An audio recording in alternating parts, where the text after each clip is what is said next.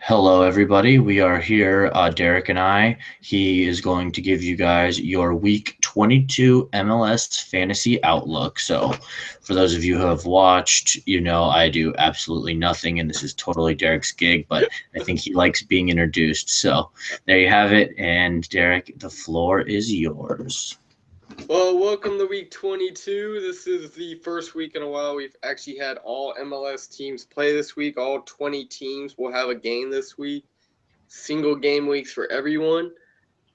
The transfers for this week will end at 2 p.m. Saturday.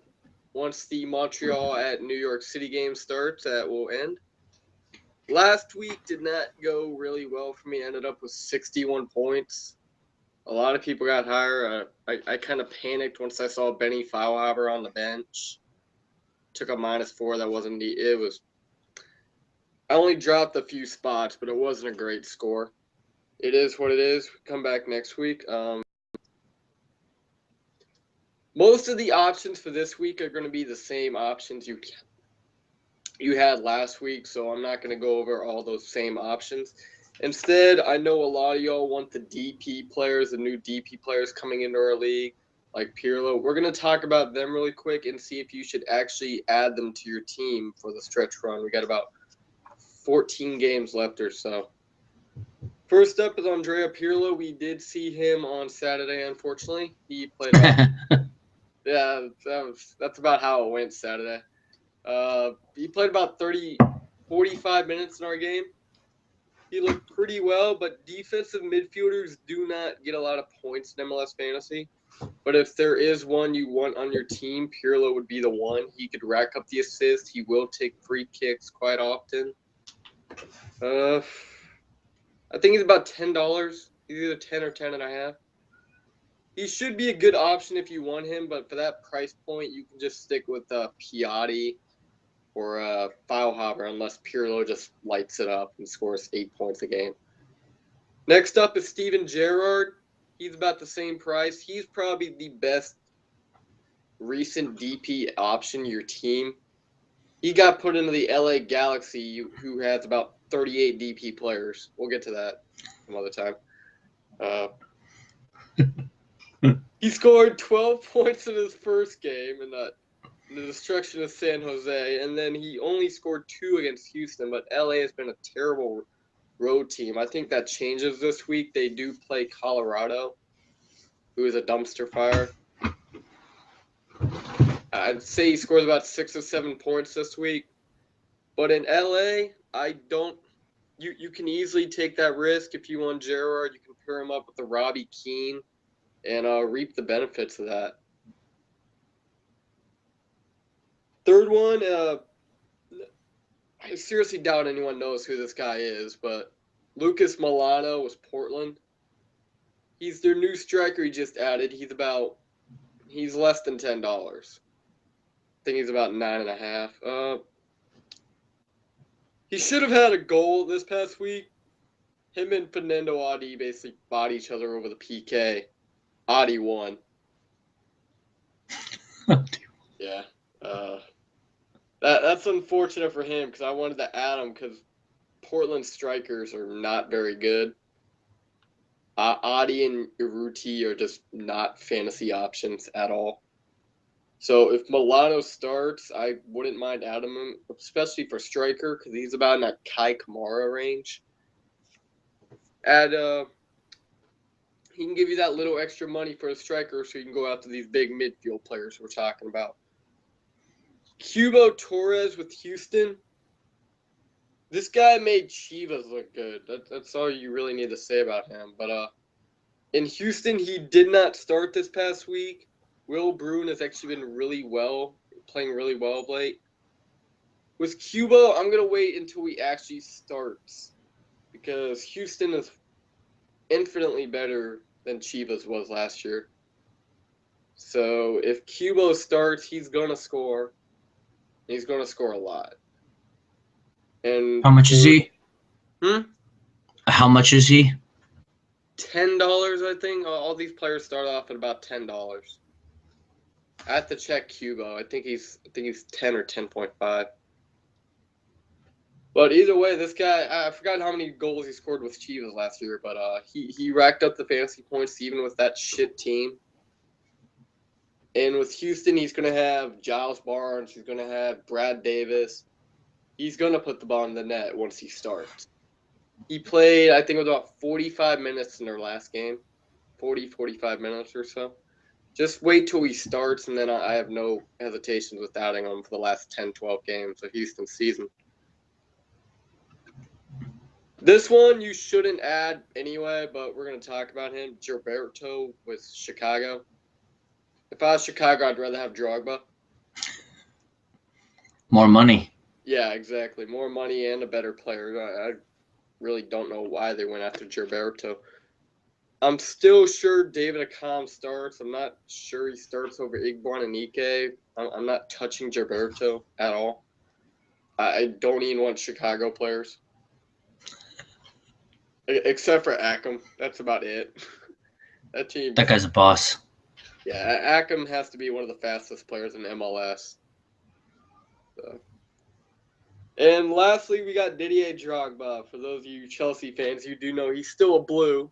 He's with Montreal now.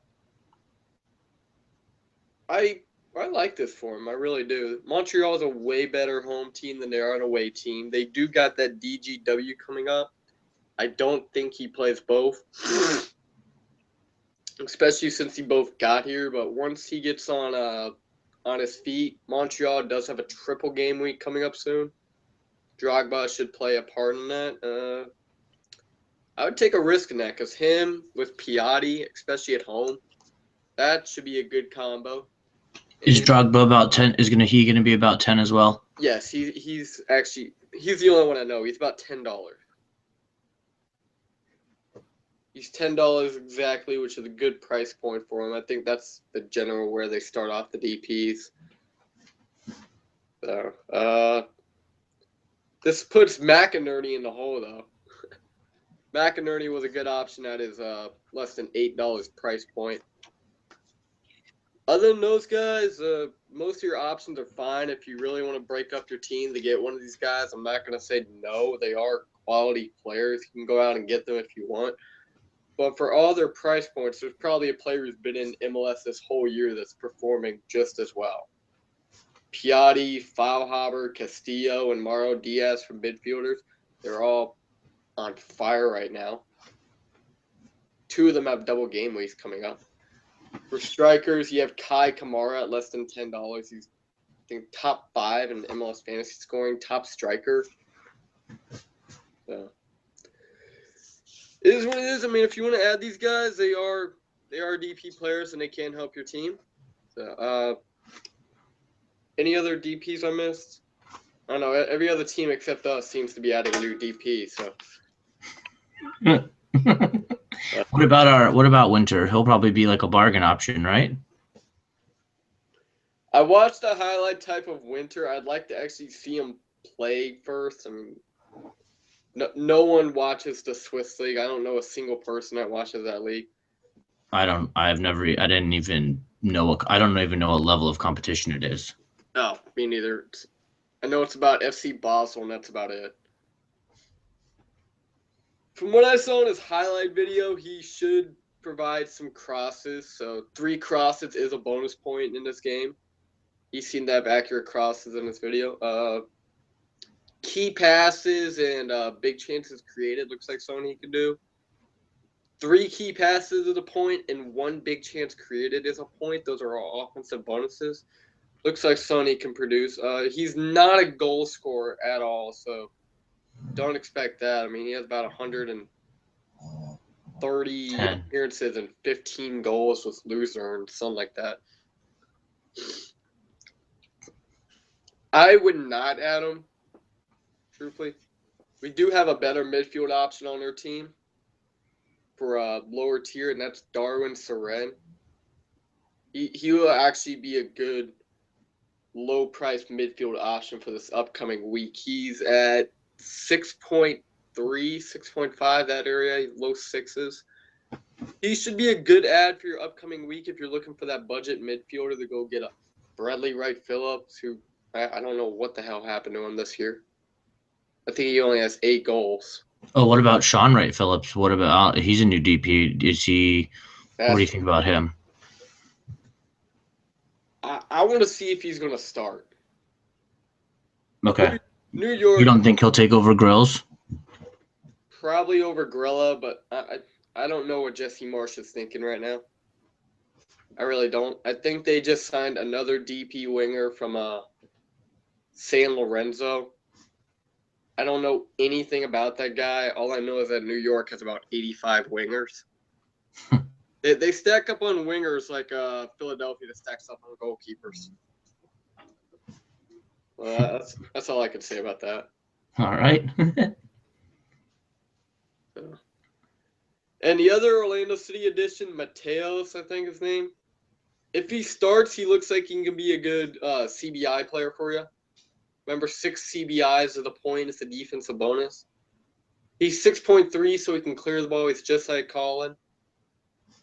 Going to wait till he plays, even though this team can't keep a clean sheet to save their life right now. Yeah, right. that's gonna be hard against Columbus. So there's a reason. Oh, go ahead. There's a reason I put out my lineup this week.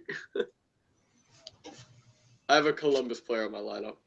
Uh-oh. Yeah, I have Laren too, but I have a Columbus player. That guy. Yeah, he is worth a good ad. Speaking of Laren, he is actually the top scorer in MLS Fantasy last week. 17 points for Laren. Fortunately, New York striker, that guy Villa, he only had 16. This week for captains, take your pick, really. Most of the good captain options are going to be on the road this week. In fact, my entire midfield is on the road this week. Out of my entire 11, I only have 3 players at home. And I'm not picking Laren. I'm not picking Tyrone Mears. I'm not picking David Bingham as my captain. Right now, I have Jovinko. I think he's injured. He got pulled out of the All-Star game this week with the heel bruise or some shit like that. I don't even remember. I don't remember. I don't care. This week, I think I may lane Morales. I don't know. They play DC. I could go Kamara. He scored against us in both games this year. Both on headers. Yeah. Freaking this team is terrible on headers. I think he got put up against Ramos on the one he scored here. Yeah. He's like 6'2", and then you got Ramos coming over. Speaking of Ramos, I would drop him.